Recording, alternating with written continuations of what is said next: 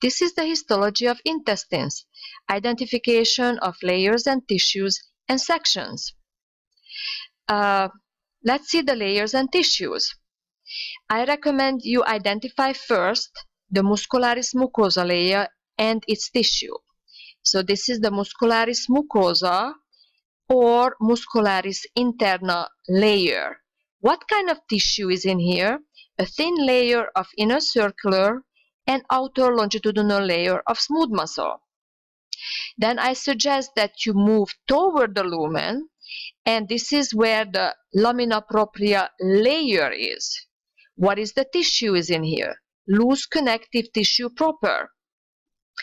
This layer is covered with epithelium layer. What kind of tissue is in here? Simple columnar epithelium with microvilli, goblet cells, with a thick cover of glycocalyx.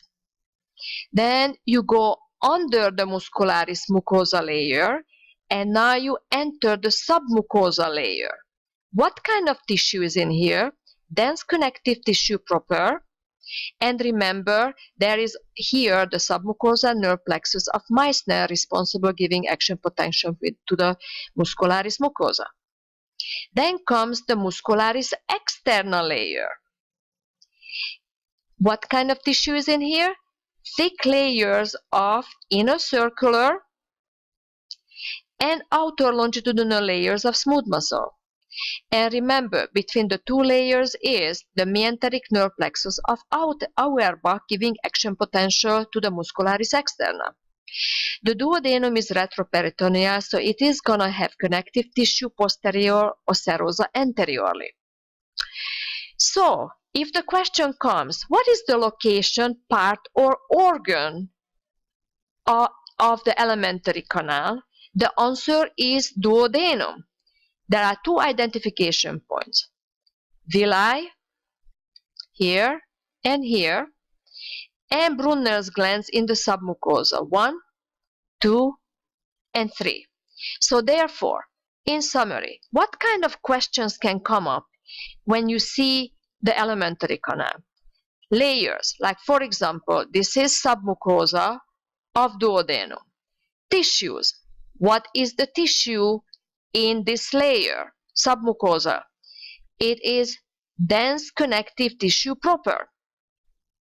Then, what is the name of this structure? Brunner's gland in submucosa. And again, if somebody asks you what is the location, part, or organ in the alimentary canal, the answer is duodenum.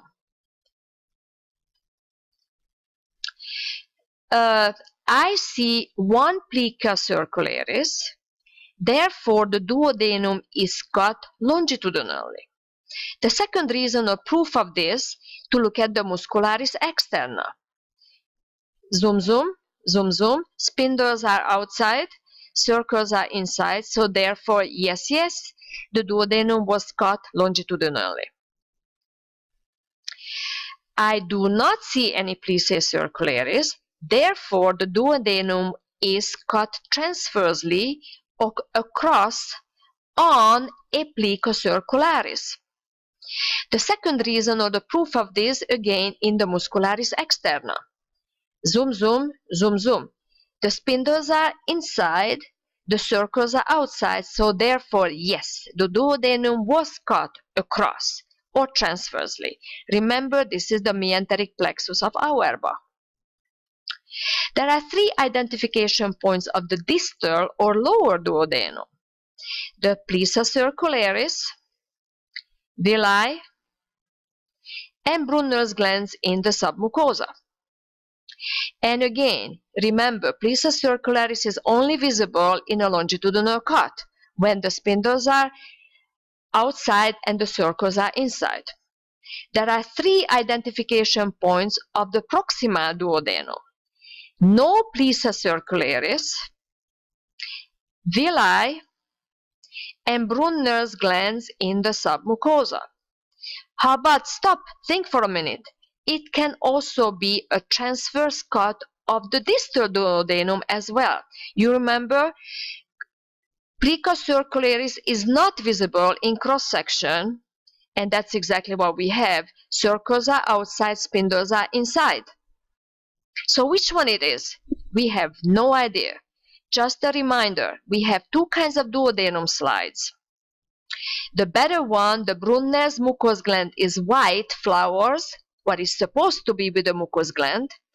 And we have a worse duodenum slide where the Brunner's mucous glands are actually pink, which is kind of wrong, because all mucous glands stain white because the mucus is washed out during processing.